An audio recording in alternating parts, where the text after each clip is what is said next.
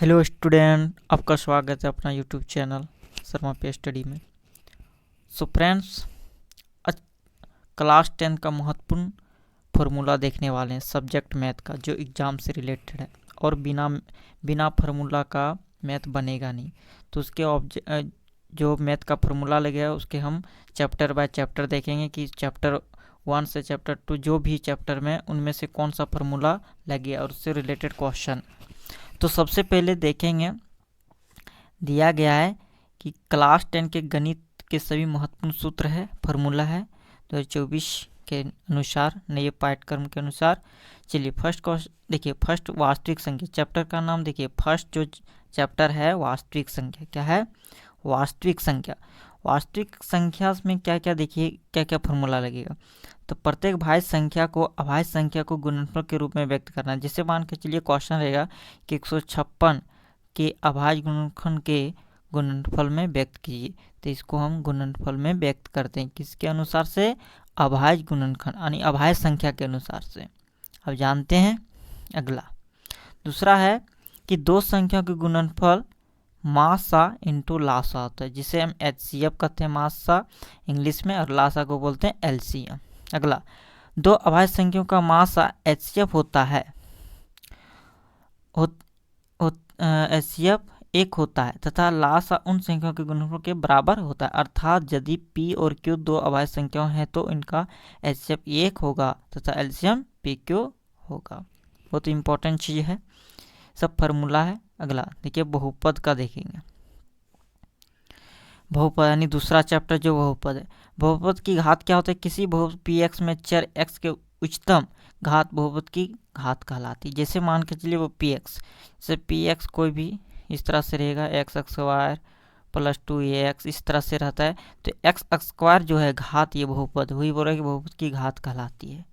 अगला, जैसे बहुपद देखिए यहाँ उदाहरण में दिया है, 3x³ - 2x² + 5x + 1 में चर x के उच्चतम घात 3 है, इसलिए इस बहुपद की घात भी 3 होगा। देखिए, अगर बात करेंगे इनमें से उच्चतम घात क्या है, 3 है 2 है, तो हम अगर यही क्वेश्चन भी पूछ सकता है कि इनमें से घात की अधिकतम संख्या क्या होगी, तो 3 होगा, क्योंकि ज़्यादा देखो बड़ा वाला कौन है 3, तो ये हमारा अधिकतम घात हो जाएगी। अगला, रेखिक बहुपद। घात एक बहुपद को रेखिक बहुपद कहते हैं, मतलब जिसका घात जैसे 2x + 5 इस तरह से रहेगा, तो ये रेखिक बहुपद है और रेखिक समीकरण भी कहते हैं।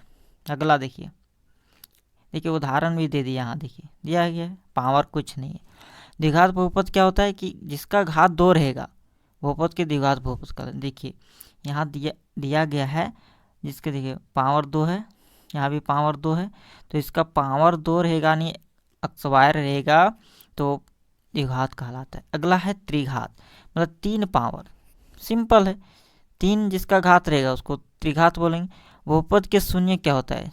देखिए, x का मान k रखने पर, x का मान k रखने पर बहुपद का मान शून्य हो जाता है, तो k उस बहुपद का शून्य कहलाता है। मतलब यहाँ क्या बोला कि यदि बहुपद Px में x का मान k रखने पर बहुपद का मान अगर शून्य हो जाता है, तो k का मान भी क्या हो जाएगा? शून्य हो जाएगा। जैसे अर्थात जैसे Px में x बराबर k रखने पर देखिए यहाँ k तो बराबर 0 होता है, वास्तविक संख्या के बहुपद का शून्य कहलाता है। जैसे Px बराबर हम मान लेते हैं 0, इस तरह k का मान यहाँ रखेंगे तो k का मान भी क्या हो जाएगा? 0 हो जाएगा, यही बोला गया है। अगला, यह नोट बोला है कि जितनी बहुपद की घात होती है उस बहुपद को उतने ही शून्य कहते हैं। सिंपल है, ये नोट में इंपॉर्टेंट पॉइंट लिख दिया है। अब आगे बात करेंगे, द्विघात बहुपद के शून्य के गुणांकों के संबंध क्या होता है।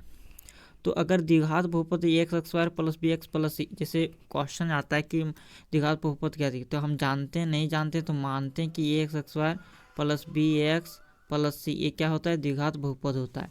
और इसको हम शून्य में अल्फा और बीटा से डिनोट करते हैं, किससे? अल्फा और बीटा से। जब यही क्वेश्चन पूछा जाता है कि शून्यों का योग 4 एवं शून्यों का गुणनफल 3 इस तरह से दिया जाता है, अल्फा और बीटा से डिनोट करते हैं। शून्यों का एक फॉर्मूला होता है अल्फा + बीटा - b/a, और यही शून्यों का गुणनफल होता है अल्फा × बीटा सी बाय ये। देखिए ए हिंदी में लिख दिया है, जैसे मैथ में मिलेगा किताब माइनस एक्स गुणांक एक्स स्क्वायर का गुणांक, और अचर पद एक्स स्क्वायर का गुणांक वही होता है। आगे बात करेंगे, यदि द्विघात बहुपद के शून्य दिए हो तो बहुपद ज्ञात करना है। यदि द्विघात बहुपद के शून्य अल्फा और बीटा हो तो बहुपद पी एक्स स्क्वायर माइनस ए अल्फा प्लस बीटा प्लस ए जैसे दिया रहता है तो हम डायरेक्ट, जैसे शून्यों का योग दिया होता है तो डायरेक्ट हम इससे निकाल सकते हैं, है ना। इसके बाद इसे सरल रेखीय रूप में बदल देंगे। तो अगर ये फार्मूला से भी निकाल सकते हैं, ये फार्मूला भी निकाल सकते हैं, बहुत इंपॉर्टेंट चीज़ है। अब जो फार्मूला याद कर सकते हैं, जैसे अगर अल्फा प्लस बीटा योग देता है तो एक्स स्क्वायर माइनस यहाँ 4 लिख देंगे और इसके साथ एक्स और गुणनफल 3 दिया है 3, तो ये हमारा हो जाएगा बहुपद। अगला, दो चर वाले रेखीय समीकरण। अब देखिए तीसरा चैप्टर जो है दो चर वाले रेखीय समीकरण, इसमें सूत्र क्या क्या होता है।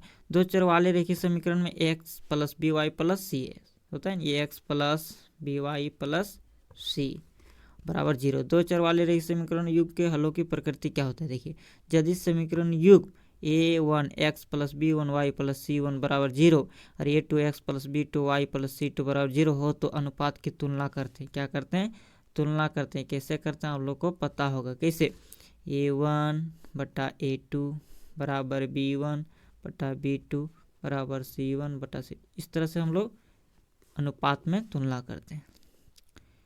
देखिए यहाँ दिया गया है, देखिए अगर अनुपात की तुलना निरूपित रेखाएं बीजगणितीय हल संगत या असंगत, तो a1 बटा a2 बराबर नहीं रहेगा b1 बाई b2। जैसे मान लो 3 बटा 2 बराबर नहीं 4 बटा 1, देखिए इसके बराबर में है नहीं है, तो ये क्या कहलाता है, प्रतिच्छेद रेखाएं। और ये बीजगणितीय हल अगर बात करेंगे तो केवल एक ही हल अर्थात अद्वितीय हल होगा, असंगत असंगत होगा। अगर दो ठो बराबर रहेगा और एक ठो बराबर नहीं हो तो समांतर रेखाएं कहलाती है, इसका कोई हल नहीं होता है, असंगत कहलाता है।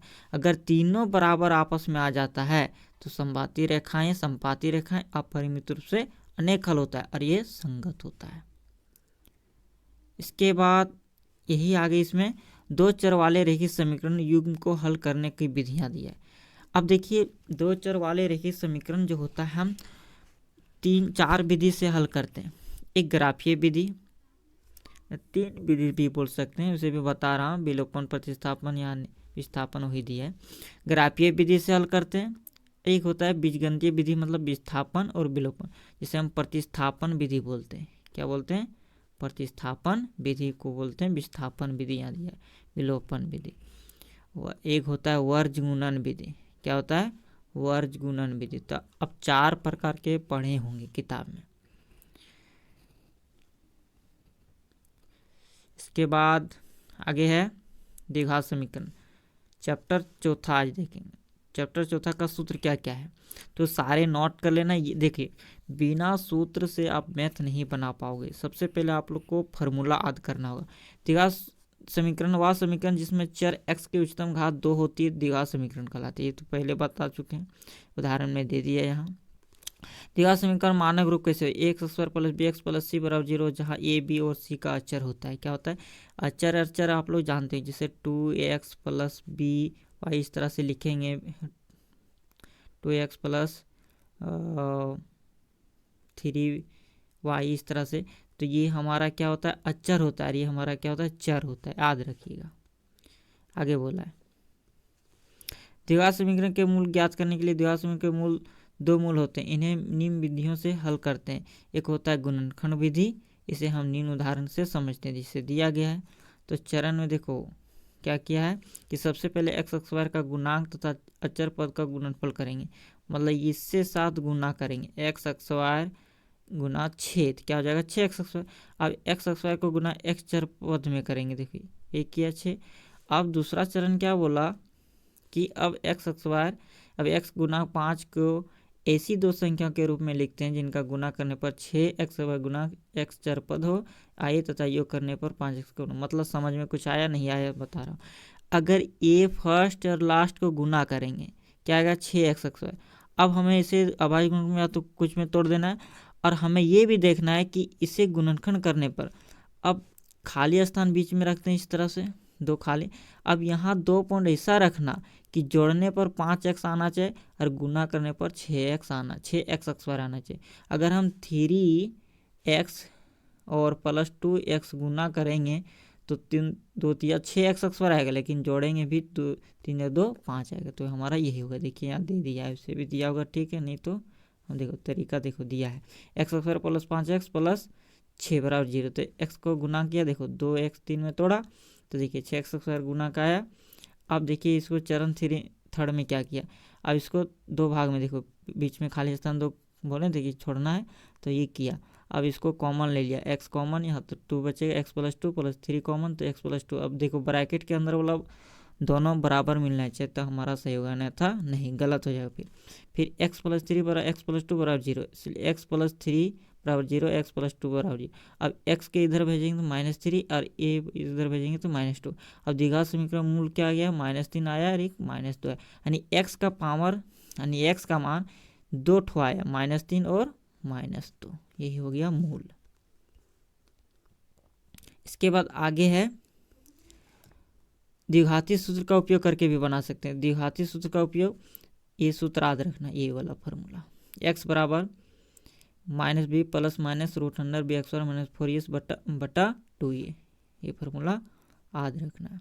इसके बाद द्विघात समीकरण के मूलों की प्रकृति ज्ञात करेंगे, तो ये याद रखना है। देखिए ये सारे इंपॉर्टेंट है, अगर ये याद रखोगे, जितना सारा बता रहा हूँ सब याद रखना होगा, तब मैथ बनेगा।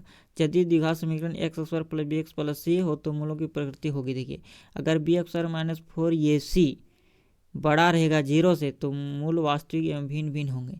अगर यही b² - 4ac बराबर, यानी 0 से बराबर रहेगा, तो वास्तविक बराबर होंगे। अगर ये हमारा छोटा हो जाता है, 0 बढ़ा जाए, तो मूल वास्तविक नहीं होगा। ये कंसेप्ट याद रखना। d² जब निकालते हैं, d बराबर वियुक्तर जब निकालते, वियुक्तर bx² - 4ac, इसी को बोलते हैं वियुक्तर। क्या बोलते हैं, वियुक्तर। आई होप इतना आप लोग को समझ में आ गया होगा। इसके बाद हम नेक्स्ट वीडियो में आगे चैप्टर चालू करेंगे, मतलब आगे चैप्टर से चर्चा करेंगे, जिसमें से इम्पोर्टेंट फार्मूला देखेंगे। तो इतने सारे फार्मूला आप लोग को लिखना है कॉपी में, और कॉपी में क्या, एग्ज़ाम तो नज़दीक है, आप लोग याद कर लेना है और बनाते रहिए ज़्यादा से ज़्यादा। में तो जितना बनाओगे उतना हैबिट होगा, ठीक है।